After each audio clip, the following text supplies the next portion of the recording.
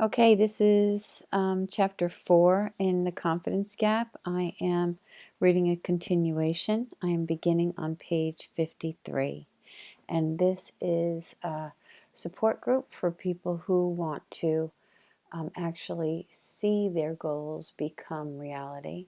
And of course, that starts with actually performing your goals to fruition. And this book happens to be a really great book to follow and implement. And we are doing it as a group because working as a group makes things so much better. Okay, page 53. The greatest Zen master in the world. When it comes to training the mind to perform at its peak, Zen masters are the equivalent of Olympic athletes. So it's worth heeding this ancient Zen parable.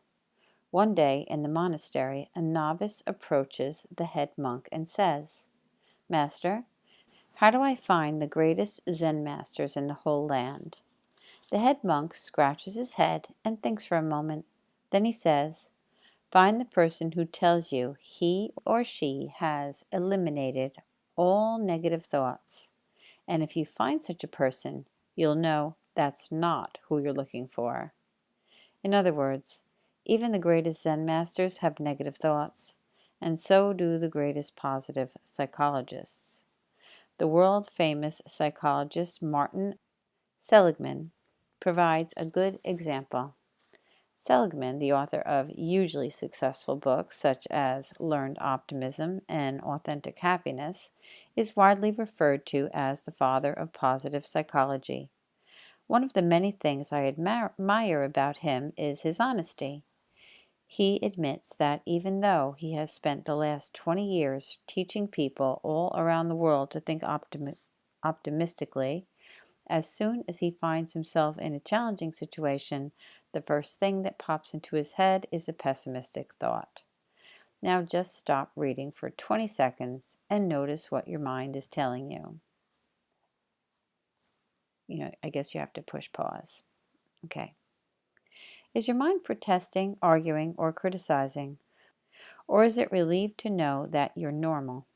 Is it perhaps excited and curious about what comes next? Or is it worried that I'm going to tell you that this is your lot in life and you have to just put up with it? Please let your mind say whatever it wants. You'll have noticed it's always got an opinion. Of course, at times those opinions are useful, but at other times they're extremely unhelpful, which is why in ACT we say, the mind is a double-edged sword. Our minds are pretty amazing. They help us plan for the future and learn from the past. They help us analyze our world and generate useful guidelines for living and thriving. They enable us to communicate, negotiate, and contribute, to innovate, improve, and invent, to be creative and adaptive. That's the bright side.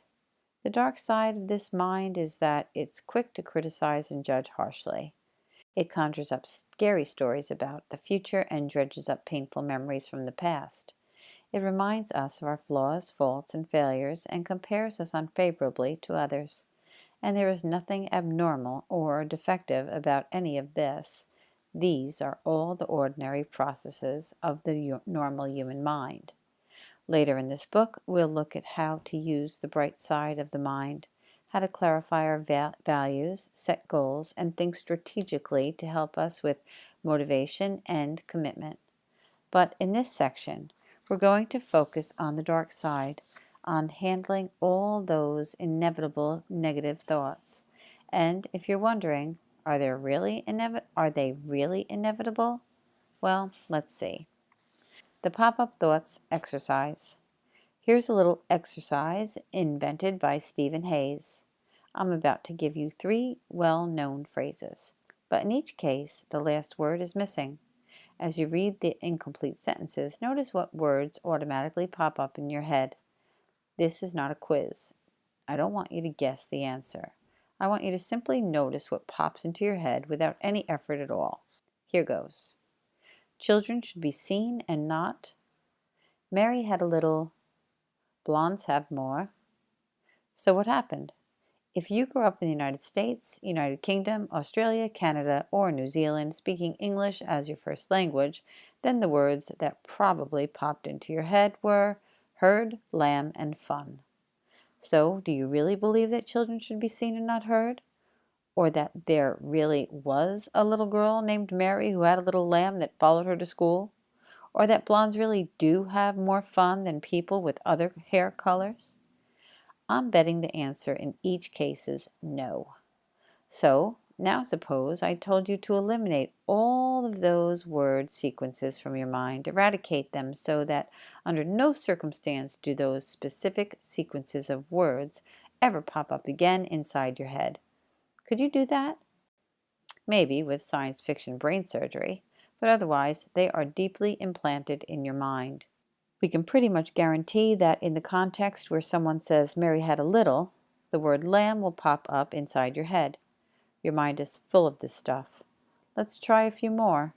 Read the following sentences and notice the words your brain supplies automatically. Every cloud has a. Diamonds are a girl's. Plenty more fish in the. You only use 10% of. Just as the word lamb pops up when we encounter the phrase Mary had a little, negative thoughts will pop up whenever we encounter a genuinely challenging situation. Like it or not, as soon as we even think about stepping out of our comfort zones, our minds are likely to tell us those same old stories, the ones they've been telling us ever since we were young. You know the ones I mean. You'll fail, or you'll screw it up, or it'll go wrong, or you're not ready, or you're not good enough, or it's too hard, and so on. We can bundle all these thoughts up into one big story. I can't do it. In chapter 1, I mentioned Claire, the somewhat shy 33-year-old receptionist who hasn't been out on a date in more than 4 years. Her version of the I can't do it story was, I can't start dating because I don't know how to talk to guys. I get so nervous I just clam up. I also mentioned Raj, the successful businessman who wanted to open up a second restaurant. His version of the story was, I can't do it because I might fail and lose a lot of money. Then there was Dave, the psychotherapist who dreamed of writing novels. His story was short and sweet. I can't write. There was also Alexis, the mother of 2, who wanted to stand up to her domineering, hypocritical mother-in-law. Alexis's version went, I can't do it because it's too scary. I don't know how she'll react. And for one last example, let's revisit Seb, the taxi driver who avoided making love to his wife. His version of the story was, I can't do it because it's too embarrassing. I'm too scared it might happen again. Over the past 5 years, I have spoken on this topic to thousands of people in Australia, the United Kingdom, the United States, and Europe, to widely varying audiences, including doctors, lawyers, police officers, business executives, CEOs, psychologists, counselors, therapists, coaches, psychiatrists, athletes, entrepreneurs, and parents groups. And I always ask this question. Is there anyone in this room who can honestly put their hand up and say that they do not have some version of the I can't do it story? So far, not one single person has ever raised their hand. So if you can't stop your mind from telling you the I can't do it story, then what are you supposed to do when the story shows up? The 3 most common situations you'll encounter are A. Challenge or dispute the thoughts and look for evidence to prove they're not true. B. Replace them with more positive thoughts. And C. Distract yourself from the thoughts. Now, you may like to try these things out if you've never done so before. However, given that these solutions are the ones that almost everyone will suggest to you, I expect you've already tried them. And if you have tried them, you've undoubtedly recognized that A. They require a lot of effort and energy. B. Even if they do give you temporary relief from negative thoughts, your mind just keeps on coming up with new ones. And C. When you leave your comfort zone to enter a genuinely challenging situation, these techniques don't help you very much. You may even have found, as in the research I mentioned before, that trying to think positively made you even feel worse. So what's the alternative? If you're familiar with ACT, you know what's coming. But if you're not, you're probably wondering, so what am I supposed to do then? Am I supposed to ignore these thoughts, or grit my teeth and put up with them, or try to push them away, or try to distract myself from them? Personally, I wouldn't recommend any of these strategies. Again, I'm willing to bet you've already tried doing these things. They are common sense approaches that almost everyone tries at some point. And if you have, you probably found that even if they gave you some short-term benefit, they didn't in the long run give you an empowering and life-enhancing way of dealing effectively with negative thoughts. Therefore, you're going to learn a radically different way of responding to negative thoughts. Okay, now, before I go on with the next portion, and it begins with, are negative thoughts really a problem? I want to stop here, and I want you to really, really consider and think about what he was saying. The fact that we have these already scripted words that come to mind every time somebody says specific things, such as Mary has a little lamb, blondes have more fun, all of that, just like that. And when he spoke about the fact that anytime we are thinking of doing something outside of our comfort zone, that there is a script written, that no matter what you try to do, that script is going to come out, and it's going to be some form of the I can't do it story. So I really wanted to stop here so that this could sink in, because I listened to this book twice and I read it. This is my second time that I'm reading this section. And it's this time that it really sunk in what he was trying to get across. And here in this one portion where he says, let me see, all right, where he says here, so now suppose I told you to eliminate all of those word sequences from your mind, eradicate them, so that under no circumstance do those specific sequences of words ever pop up again inside your head. And he's referring to, Mary has a little lamb, blondes have more fun, children should be seen and not heard, that kind of thing. And so he said, eradicate them, do it. And then he said, could you do that? And then he says this, listen, maybe with science fiction brain surgery, but otherwise they are deeply implanted in your mind. We can pretty much guarantee that in a context where someone says Mary had a little, the word lamb will pop up inside your head. Your mind is full of this stuff.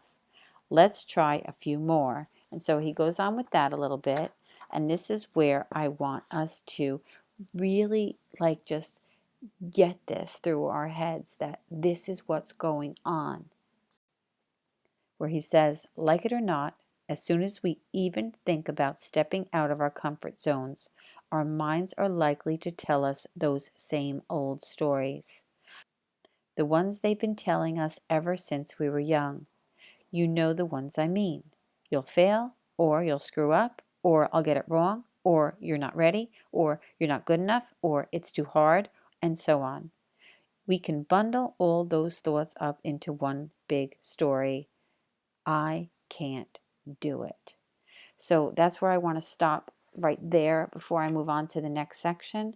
And I want that to sink in, realizing that there is a program in place. We have to change the programming. We can't change the software. That's our brain. But we can change the programming. And that's what we're working on right now. But the realizing that these words pop up. You'll fail, or you'll screw up, or I'll get it wrong, or you're not ready, or you're not good enough, or it's too hard, and so on. We can bundle all those thoughts up into one big story. I can't do it. Regardless of what we want to think, because they're in there, I think is really, really a valuable thing to know as we move on. Okay, so that's that. See you in the next video.